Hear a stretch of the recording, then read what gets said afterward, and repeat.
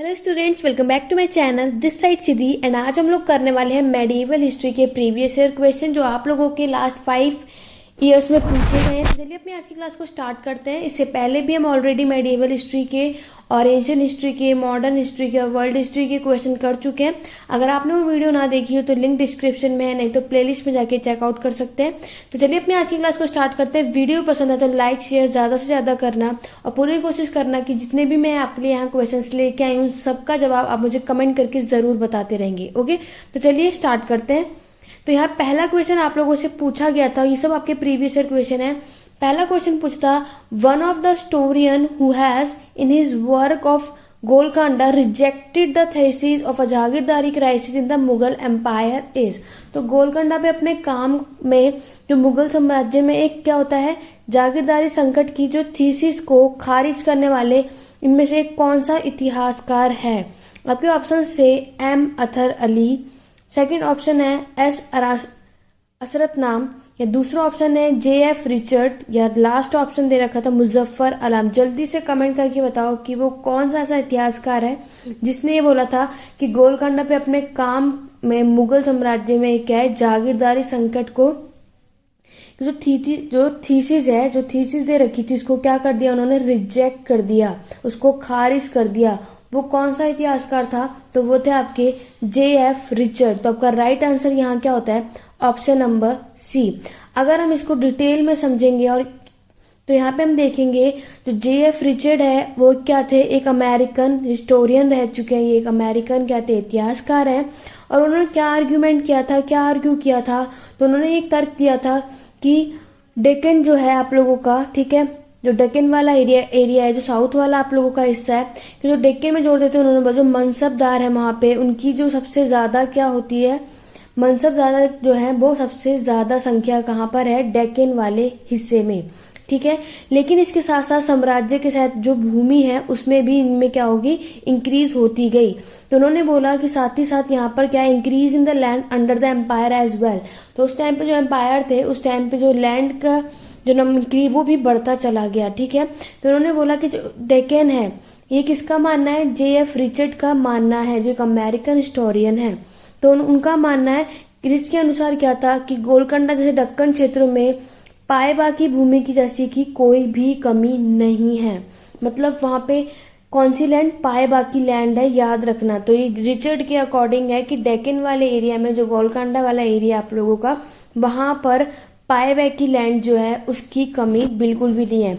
और अगर इसके बारे में देखेंगे तो उन्होंने साथ साथ ये भी बोला था कि एक बार को आपके नॉर्थ इंडिया वाले हिस्से में कमी हो सकती है पाए बाकी भूमि की, ठीक है, लेकिन डेक्कन वाले हिस्से में आप यहाँ पर कोई भी पाए बाकी जो भूमि है उसकी कोई भी कमी नहीं है। फिर उन्होंने बोला कि दक्कन के नए जो मनसबदार थे को जहांगीर में, ठीक है, उन्होंने क्या करा, जितने भी जो न्यू मनसबदार थे उनको क्या करा, एक नए जो जहांगीर हैं उनमें अलॉट कर दिया था। कौन से, जागीरदार वाले में। तो दक्कन के जो ये सब कहाँ रहते थे, तो ये जो मनसबदार है कौन से हिस्से में रहते थे, साउथ के डेक्कन वाले हिस्से में रहते थे। और उनको क्या करा, मनसबदार को जहांगीर में क्या कर दिया था, अलॉट करने की उन्होंने गुजारिश की थी, उनका ये स्कोप था। थर्ड पॉइंट देखेंगे तो उन्होंने क्या किया था कि जागीरदारी संकट के बारे में सतीश चंद्र के तर्क के लिए ये तर्क के प्रमुख योग्यता थी। तो उन्होंने ये आर्ग्यूमेंट जो किया था, ये major qualification of to Satish Chandra, याद रखना किसके आर्ग्यूमेंट के आभार, ये आप लोगों का जागीरदारी क्राइसिस था, जो जागीरदारी संकट के बारे में उन्होंने किससे, सतीश चंद्र के तर्क के लिए ये एक तर्क अपने प्रमुख योग्यता थी, ठीक है। तो ये सारी पॉइंट जितने भी मैंने आप लोगों को यहाँ बताए इन सबको याद रखना, इनसे बेस भी आपसे क्वेश्चन पूछे जा सकते हैं। तो आपके पास जो है पैबाकी भूमि जो है वो बिल्कुल डेक्कन वाले हिस्से में कोई कमी नहीं है, लेकिन नॉर्थ इंडिया में देखोगे तो एक बार को ये लैंड की कमी वहाँ पे आप देख सकते हैं, लेकिन डेक्कन वाले साउथ वाले हिस्से में आपको वहाँ पे कोई भी कमी नहीं मिलेगी। क्लियर हो गया? आगे बढ़ेंगे नेक्स्ट क्वेश्चन की तरफ। नेक्स्ट क्वेश्चन पूछा है वो कौन से विच सूफी सिलसिला डिड अमीर खुसरो बिलोंग टू। जो अमीर खुसरो है वो कहाँ से बिलोंग करते थे, कौन से सूफी सिलसिला से वो संबंधित थे? आपके ऑप्शन है सोहरावर्दी, कादरी, नक्शबंदी, या इनमें से कोई भी नहीं। तो जल्दी से बताओ कि ये अमीर खुसरो कहाँ से बिलोंग करते थे। तो आपके पास जो ये ऑप्शन दे रखे हैं, सुहारवादी बिल्कुल भी नहीं, ये इस सूफी सिलसिला से बिलोंग नहीं करते थे, कादरी से भी नहीं, नक्शबंदी से भी नहीं। इसका जो राइट आंसर होगा none of the above, option number D, क्योंकि अमीर खुसरो जो है वो चिश्ती सूफी सिलसिला से बिलोंग करते थे। ये बात आप लोग जानते हैं। अगर हम यहाँ पे बात करेंगे तो अमीर खुसरो एक पोएट है, ये बात आप लोग जानते हैं, ठीक है। साथ ही साथ उन्होंने क्या किया था, 13 से लेकर के 14 सेंचुरी की जो शताब्दी थी, सेंचुरी थी, उसमें सबसे जो बहुमुखी कवि थे और ये विपुल गद्य लिखते थे, जो पोएट थे, एक लेखक में से एक रूप के लिए में हमेशा के लिए क्या ख्याति प्राप्त होते हैं, ठीक है। एक वर्सटाइल पोएट थे, एक वेरी टैलेंटेड पोएट रह चुके हैं अमीर खुसरो। आप लोग मुझे जल्दी से जल्दी कमेंट करके बताएंगे अमीर खुसरो ने कौन सी बुक लिखी थी, ठीक है। जल्दी से जल्दी कमेंट कीजिए और बताइए अमीर खुसरो ने कौन सी बुक लिखी थी। सेकंड पॉइंट देखेंगे, अमीर खुसरो जो बिलोंग करता है सबसे इंपॉर्टेंट यार सूफी सिलसिला के ठीक है, सूफी सिलसिला के ताल्लुक रखते थे, वो वहाँ से बिलोंग करते थे, चिश्ती सूफी सिलसिला। तो यहाँ पे आपका राइट आंसर होता है चिश्ती सूफी सिलसिला। बाकी के ऑप्शन इसलिए आप लोगों के गलत होते हैं। Amir Khusro is often acknowledge for creating khayal of north Indian classical music known as Hindustani. तो अमीर खुसरो को अक्सर क्या था, हिंदुस्तानी के नाम से भी लोग जाने जाते थे। कहाँ पर, आप लोगों के नॉर्थ, इसके जो हमारे भारत का नॉर्थ हिस्सा है वहाँ पर, क्योंकि वहाँ के उनके संगीत की ख्याल बनाने के लिए उन्हें क्या किया गया, स्वीकार किया गया। नेक्स्ट पॉइंट देखेंगे, he modified raga dhrupad and added Persian tune and beat to it. उन्होंने क्या किया, जो राग है, जो ध्रुपद को संबोधित किया था और उसको फारसी धुनों में और धुनें जोड़ी थी किन्होंने, अमीर खुसरो ने। क्लियर हो गया। तो आप लोग मुझे बताएंगे अमीर खुसरो ने, जल्दी से बताओगे उन्होंने कौन सी बुक लिखी थी, उसका नाम कमेंट करके ज़रूर बताना। फिर उन्होंने क्या किया था, साथ ही साथ फिर उन्होंने भजन को पसंद की, तो उन्होंने कवाली बनाई थी, ठीक है। अब भजन करना है, अपने संगीत करना है, क्योंकि उन्हें ये सब बहुत पसंद था, तो उन्होंने क्या करा, कवाली को क्रिएट किया। The poem he wrote were in Persian, जो उन्होंने बुक लिखी थी, जो अपनी पोएम लिखी थी, वो किस में लिखी थी, याद रखना पर्शियन लैंग्वेज में लिखी थी। ये क्वेश्चन भी आप अपने एग्जाम में देख सकते हैं, ये सब भी पूछा जाता है। और जिनको क्या, उन्हें हिंद भी कहा गया, ठीक है। This poem later were develop into Hindi and Urdu. पहले तो इनकी जो बुक लिखी गई थी, जो पोएट इनकी लिखी गई थी पोएम, वो पर्शियन लैंग्वेज में लिखी गई थी। बाद में उसको किस में विकसित हो गया, हिंदी और उर्दू लैंग्वेज में। ये पॉइंट भी याद रखना, इनसे पॉइंट से क्वेश्चन बनते हैं और आप पूछे भी जा सकते हैं, ठीक है। तो अमीर खुसरो की बुक जो है वो किस में, पर्शियन लैंग्वेज में लिखी गई, बाद में ये हिंदी और उर्दू में क्या हो गई, डेवलप हो गई, विकसित हो गई। क्लियर हो गया। तो ये हमने कुछ इंपॉर्टेंट चीज़ें पढ़ ली अमीर खुसरो के बारे में, इनसे रिलेटेड ही क्वेश्चन आपसे आगे पूछे जा सकते हैं। आगे देखेंगे, नेक्स्ट क्वेश्चन आप लोगों से पूछा गया है, ये तर्क देते हैं कि ये किसने तर्क दिया था कि मुगल साम्राज्य एक क्या है, पैट्रिनोमोनियल नौकरशाही राज्य था। स्टीफन ब्लैक किसके काम से प्रभावित थे, जो मुगल एम्पायर के, ये किसने पैट्रियार्कल ब्यूरोक्रेटिक स्टेट ये जो दिया है, तो स्टेफन ब्लेक जो है इनमें से किसके काम से प्रभावित थे, मैक्स वेबर, कार्ल मार्क्स या एमिल डुर्कीम या क्लिफर्ड गर्ट्ज। जल्दी बताइए कि इसका राइट आंसर क्या होगा। ये सब प्रीवियस ईयर क्वेश्चन है और अब तक तो आप लोगों ने सारे प्रीवियस ईयर कर चुके होंगे, तो बताइए इसका राइट आंसर क्या होगा। तो पैट्रिनोमियल नौकरशाही जो राज्य था, स्टीफन ब्लैक, इससे इनमें से जो मुगल एम्पायर थे, इनमें से किसके काम से ये प्रभावित थे, तो वो थे आपके मैक्स वेबर। तो यहाँ पे आपका राइट आंसर होता है ऑप्शन नंबर ए। अब मैं आपको यहाँ डिटेल में समझाती हूँ। वैसे तो आप सभी ने प्रीवियस ईयर कर लिए होंगे, लेकिन बहुत सारे बच्चों को उन टॉपिक क्लियर नहीं होगा कि इसका आंसर ये क्यों है, या इनसे बेस्ड भी क्वेश्चन आखिर बनेगा तो और क्या क्या पूछे जा सकते हैं। तो यहाँ पर ये बोल रहे हैं कि द पैट्रिमोनियल ब्यूरोक्रेटिक एम्पायर जो है, ये मॉडल जो डेवलप किया था किसने, मार्क वेबर ने, क्योंकि ये बेटर क्या कैप्चर करना चाहते थे, जो मुगल की पॉलिटी थी, जो उसका ट्रू कैरेक्टर है, जो वहाँ का जो राज्य व्यवस्था है मुगल का, उसके वास्तविक चरित्र को ये बेहतर ढंग से क्या चित्रित किया उन्होंने, किसने, मार्क वेबर ने। फिर मुगल साम्राज्य जो इन्होंने क्लोज एनालाइज करा कि मुगल की जो चीज़ें वो किसमें, पर्शियन टेक्स्ट में लिखी गई थी, ठीक है। एक पर्शियन पार्ट में इन्होंने यहाँ पे देखा कि जो मुगल के सरकार है उन्होंने क्या किया था, वो कौन कौन थे, पहले तो आईनी अकबरी और अबुल फैजल, ठीक है। आईनी अकबरी ने क्या लिखा था, या आप लोग पता है कि हम जो अबुल फैजल की जो आईनी अकबरी है, क्योंकि आप लोग जानते हैं कोई क्वेश्चन में पूछा जाता है कि आईने जो अकबरी है वो किसने लिखी थी, तो वो लिखी थी अबुल फैजल ने। तो अबुल फैजल ने लिखा था, उसमें उसने क्या बताया था कि जो एक करीबी विश्लेषण किया था कि मुगल राज्य के पितृसत्ताक नौकरशाही की शिष्टता और उग्रता को प्रदर्शित करता है। ये पॉइंट याद रखना ये क्वेश्चन से रिलेटेड कि जो पेट्रियोटिक ब्यूरोक्रेट जो मुगल स्टेट है ये किस बुक में ये बात बताई गई है। तो पहली बात तो ये आपको याद रखना है कि मार्क्स वेबर ने, ठीक है, इससे क्या था, प्रभाव था उनके काम से। दूसरा पॉइंट आपको ये याद रखना है कि वो किस बुक में ये बात बताई गई है, तो वो अबुल फैजल की आईने अकबरी में ये पैट्रिमोनियल ब्यूरोक्रेटिक एम्पायर के बारे में बातें बताई गई हैं। तो ये दोनों पॉइंट आपको यहाँ पर याद रखना है, इनसे बेस्ड आपसे क्वेश्चन बन जाते हैं। आगे बढ़ेंगे अपने नेक्स्ट क्वेश्चन की तरफ। नेक्स्ट क्वेश्चन कह रहा है जो बहामनी जो सल्तनत है वो कहाँ पे लोकेट करता है, कौन सी जगह पर जो बहमनी जो सल्तनत है वो कहाँ पर व्यवस्थित है, बिहार में, बंगाल में, कश्मीर में या डेक्कन में। तो उसका राइट आंसर होगा आप लोगों का डेक्कन में, ठीक है। साउथ वाले हिस्से में बहमनी सल्तनत क्या थी, लोकेट थी। तो यहाँ पे आपका राइट आंसर होता है ऑप्शन नंबर डी। तो बहामनी सल्तनत के बारे में अगर हम लोग देखेंगे तो बहामनी सल्तनत को हम ऑल्सो क्या और दूसरा नाम क्या बोलते हैं, बहमनीद एम्पायर या बहमनी किंगडम के नाम से जानते हैं। Was a Persian Sunni Muslim empire of the Deccan in the south India, ठीक है। तो ये कौन सा था, कौन से मुस्लिम थे इसमें, सुन्नी मुस्लिम थे, ठीक है। तो सुन्नी मुस्लिम का यहाँ पे बहमनी जो एम्पायर है किंगडम में, तो वहाँ पर सुन्नी मुस्लिम का क्या था, साम्राज्य था। और ये पहले मुस्लिम किंगडम है कहाँ पे, डेक्कन वाले हिस्से में। तो ये डेक्कन का पहला स्वतंत्र मुस्लिम राज्य था और विजयनगर के अपने हिंदू प्रतिद्वंद के साथ अपने सत्य युद्धों के लिए जाना जाता था, जो सल्तनत से आगे निकल गया था, ठीक है। तो ये बात आप लोग जानते हैं कि आप लोगों ने मेडिएवल हिस्ट्री पढ़ी होगी, तो आपने वहाँ पे बहमनी किंगडम और विजयनगर में पढ़ा होगा। जो बहमनी किंगडम था वो किसका था, मुस्लिम का था। और यही बात करेंगे विजयनगर की, तो वो किसका था, हिंदुओं का साम्राज्य था, ठीक है। तो ये दोनों आपस में इन लोगों की क्या होती थी, युद्ध होती थी, युद्ध होता था। क्लियर हो गया। तो इसके लिए यहाँ पे आपका राइट आंसर क्या होगा, ऑप्शन नंबर डी, डेक्कन वाले हिस्से में था। ये पहले क्या था, इनका फर्स्ट इंडिपेंडेंट मुस्लिम इनका साम्राज्य बना था, कहाँ पर, डेक्कन वाले हिस्से में। क्लियर हो गया। आगे बढ़ेंगे अपने नेक्स्ट क्वेश्चन की तरफ। नेक्स्ट क्वेश्चन आप लोगों से यहाँ पे कह रहा है the genius of letter writing in the Indo Islamic literature was known as.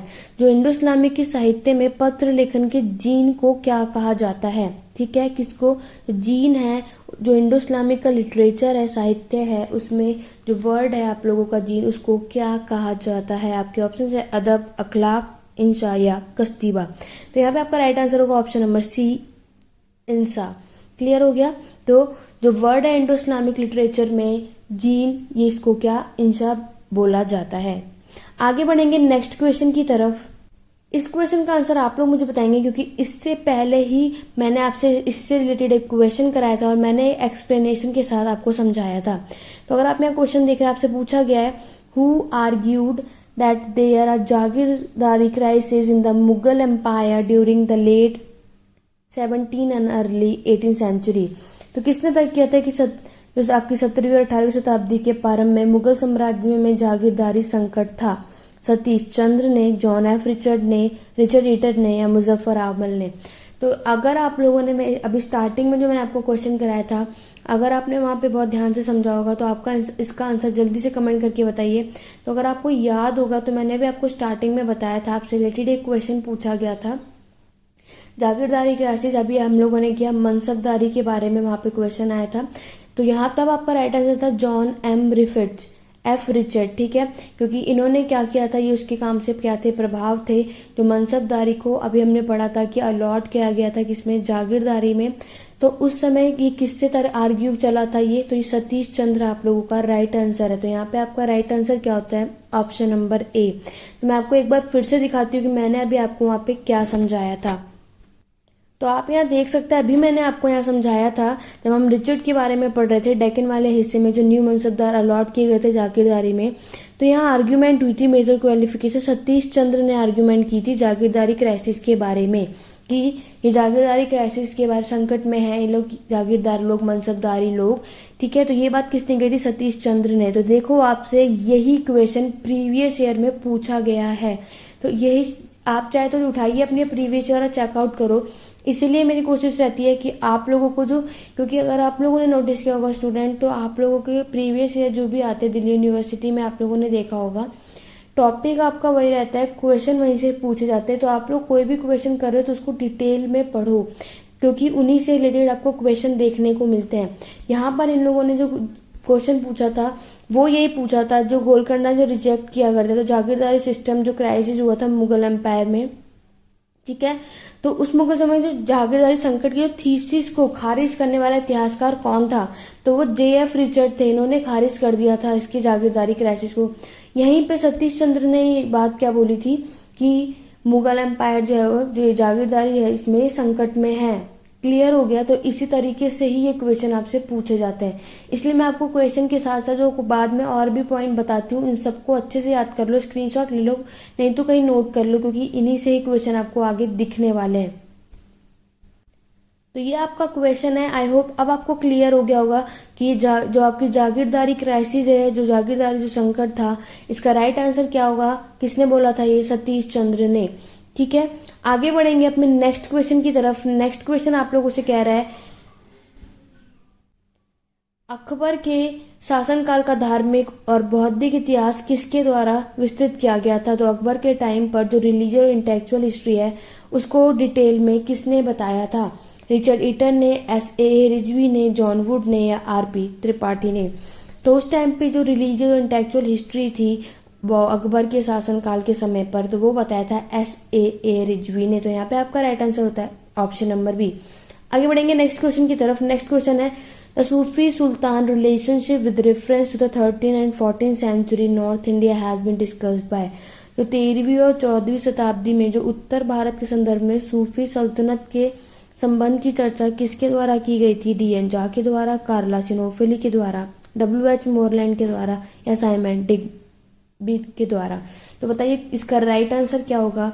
तो सूफी सल्तनत का जो रिलेशनशिप था 13 से 14 शताब्दी के बीच में नॉर्थ इंडिया में, तो ये बात किसने डिस्कस करी थी, किसके द्वारा ये चर्चा में आई थी? तो ये था साइमन डिग्बी ने। तो आपका राइट आंसर होता है ऑप्शन नंबर डी। क्लियर हो गया? नेक्स्ट क्वेश्चन पूछा गया, resident of which city were sent to Daulatabad. तो किस शहर के निवासियों को दौलताबाद भेजा गया था? दौलताबाद आप लोगों को पता होगा ये क्या बनाई गई थी, एक कैपिटल बनाया था। ठीक है,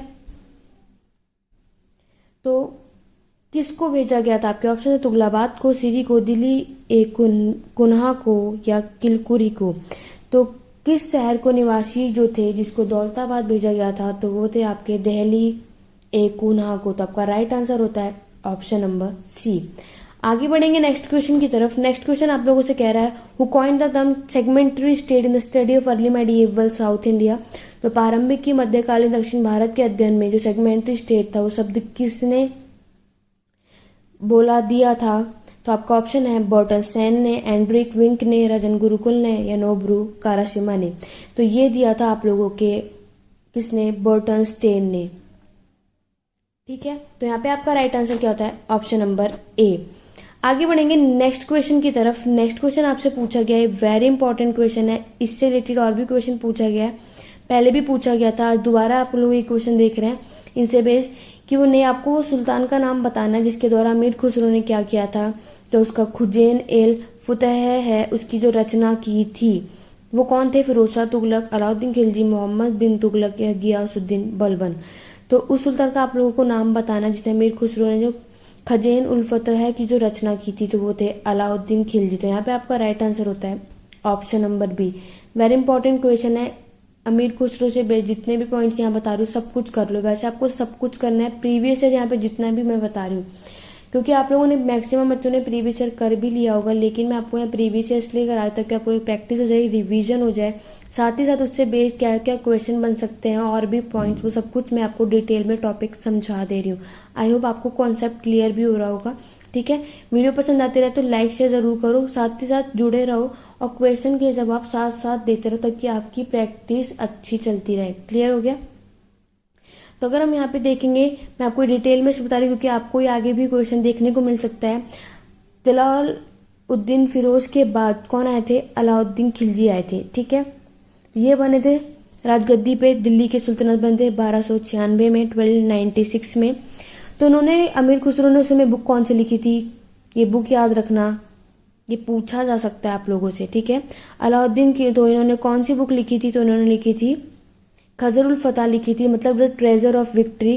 तो इन्होंने ये रिकॉर्ड की थी अलाउद्दीन, जो उन्होंने कंस्ट्रक्शन वर्क और जो वॉर हुआ था, जो एडमिनिस्ट्रेटिव सर्विस थी, इससे इन सबों के लिए। तो खुसरो ने जो अलाउद्दीन के निर्माण के जो भी कार्य थे, जो भी चीज़ें उन्होंने कंस्ट्रक्ट किया था अलाउद्दीन खिलजी ने, उसका पूरा एडमिनिस्ट्रेशन की जो सर्विसेज थी, ठीक है, उसकी जो सेवाएं थी, उन सब का जो रिकॉर्ड करते हुए तो उन्होंने ये लिखा था। क्या लिखा था? खजरुल फतह, मतलब विजय के खजाने को लिखा था। ये पॉइंट याद रखना। फिर 1300 की बात में क्या, तब क्या होता है? अमीर खुसरो कितने साल के थे? 47 ईयर के थे। उनकी मदर और उनके जो भाई था, उनकी क्या डेथ हो गई थी। फिर अलाउद्दीन खिलजी ने उन्हें अपने प्रसिद्ध चित्तौड़ अभियान में साथ में ले लिया था। किसको? जो चित्तौड़ का एक्सपेडिशन हुआ था फेमस अलाउद्दीन खिलजी का, तो उसमें अमीर खुसरो को अलाउद्दीन खिलजी ने ले लिया था, और जिसने 1303 में चित्तौड़ को ही रानी और रानी पद्मिनी को पकड़ने के लिए किया गया था। ठीक है, फिर 1310 में क्या हुआ कि खुसरो जो है चिश्ती संप्रदाय के एक सूफी संत के लिए क्या करीबी बन गए थे। फिर 1310 में क्या हुआ? खुसरो जो तब आए थे किसके क्लोज? सूफी संत बन गए थे चिश्ती ऑर्डर के। तो अभी हमने जो स्टार्टिंग में अभी हमने क्वेश्चन किया था मीर खुसरो का कि वो चिश्ती सूफी सिलसिला से बिलोंग करने लगे। अब आप लोगों को समझ में आ गया कि वो इस लाइन में क्यों आए थे और इन्हें कब यहाँ पे इंटरेस्ट हो गया। तो यहाँ पे देख सकते हैं, ऐसे ही क्वेश्चन को आपको एक दूसरे से कनेक्ट करना है कि ये कोई टॉपिक मैंने पढ़ा, इससे बेस्ड हमने इससे पहले ये भी पढ़ा था।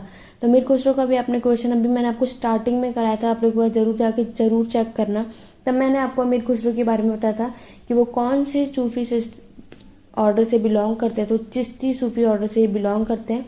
ठीक है, तो यहाँ पे ये क्यों ऑर्डर किया, कब किया, अब आपको शायद ये कॉन्सेप्ट समझ में आ गया होगा। ओके स्टूडेंट, आगे बढ़ेंगे फिर अपने नेक्स्ट क्वेश्चन की तरफ। नेक्स्ट क्वेश्चन आप लोगों से पूछा गया है, निम्नलिखित में से भक्तों संतों में से किसने विटाबो पंथ को लोकप्रिय बनाया था?